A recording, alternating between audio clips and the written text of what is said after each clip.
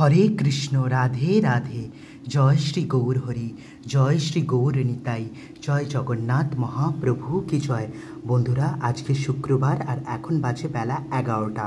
আমি আমার ভগবানকে প্রত্যেকটা দিনেরই মতো আজকেও খুব তাড়াতাড়ি স্নান করিয়ে ওনাকে নূতন বস্ত্রটি ধারণ করিয়ে ওনার শৃঙ্গার কমপ্লিট করে ফেলেছি। আজকে ভগবানের গলায় আমি মালা পরাইনি এই কারণেই, কারণ প্রচুর ফুলের মধ্যে পিঁপড়ে থাকছে। ভগবানকে পরানোর পরেই ভগবানের গায়ে প্রচুর পিঁপড়েতে ভর্তি হয়ে যাচ্ছে, তাই ভাবলাম আজকে ভগবানকে মালাটা পরাবো না, কিন্তু অন্য জায়গায় মালাটা আমি পরিয়ে দেব। তা আপনারা সকলে আজকে ভগবানের দিব্য দর্শন করুন। আজকে ভগবানকে কত অপূর্ব, কত সুন্দর লাগছে আপনারা দেখুন। ভগবান আজকে এই বস্ত্রটা নূতন ধারণ করেছেন। সামনের বুধবারে আমি ভগবানের জন্য অনেক রকমের বস্ত্র কিনে এনেছি, তার মধ্যে আজকে এই বস্ত্রটা আমি ভগবানকে ধারণ করিয়েছি, কারণ এই বস্ত্রর যে কালারটা হলুদ, এটা তো ভগবানের সবথেকে প্রিয় কালার, আপনারা নিশ্চয়ই সকলেই জানেন।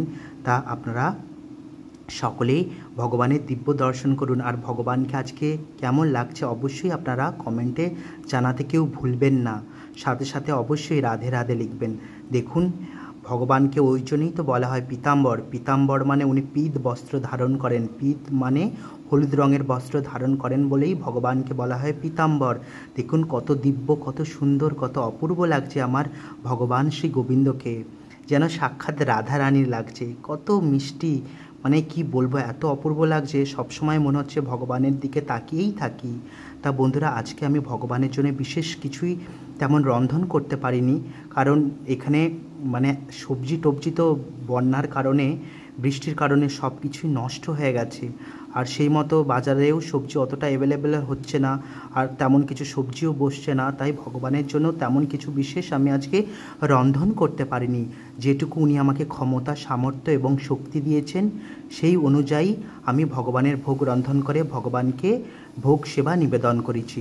তা আজকে ভগবানের ভোগের সেবায় ভগবানকে কি নিবেদন করেছি আপনারা সকলে দর্শন করে নিন, কারণ ভগবানের ভোগের দর্শনে আপনাদের জীবনের সমস্ত দুর্ভোগ কেটে যাবে।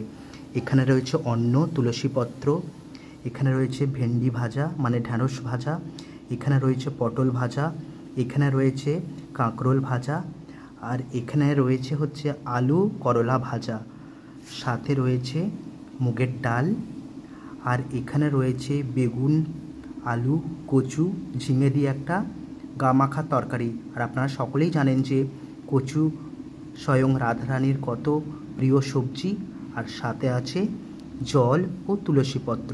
এটা দিয়েই আজকে আমি আমার গোবিন্দকে সেবা নিবেদন করেছি। এটাই আজকে দুপুরবেলা আমার গোবিন্দ সেবা গ্রহণ করবেন। সকলে আপনারা ভক্তি সহকারে ভগবানের ভোগের দিব্য দর্শন করুন, তাতেই আপনাদের জীবনের সমস্ত দুর্ভোগ কেটে যাবে।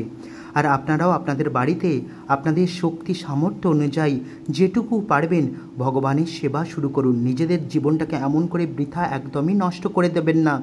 এই মানব দেহ, এই মানব জীবন অতি দুর্লভ, অতি দুষ্প্রাপ্য। এই জন্ম আমরা আর পাবো না। তাই প্রভুর অসীম কৃপায় করুণায় 84 লক্ষ যোনি অতিক্রম করে উনি আমাদেরকে এই মানব দেহ দিয়ে পাঠিয়েছেন, কারণ ওনার চরণ সেবা করার জন্য। তাই এই জীবনকে বৃথা নষ্ট না করে ভগবানের সেবায় নিজেকে সমর্পিত করে নিজেদের জীবনটাকে কৃষ্ণময় করে তুলুন, তাতেই আপনাদের মানব জীবন সফল হবে।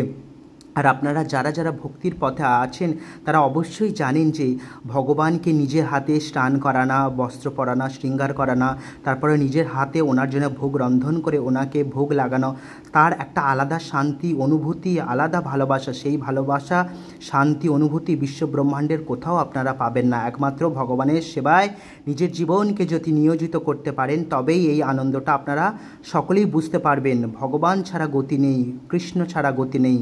আপনারা সকলেই ভগবানের দিব্য দর্শন করুন, সাথে ভগবানের ভোগের দর্শনের সাথে সাথে আপনারা সকলে একটিবার বলুন রাধে রাধে। আর আপনারা সকলে যে যেখানেই আছেন সুস্থ থাকবেন, ভালো থাকবেন এবং নিজেদের জীবনকে ভগবানের চরণে সমর্পিত করে কৃষ্ণময় করে তুলবেন। রাধে রাধে, হরি बोल, জয় শ্রীকৃষ্ণ, জয় গৌর নিতাই, জয় জগন্নাথ মহাপ্রভু কি জয়।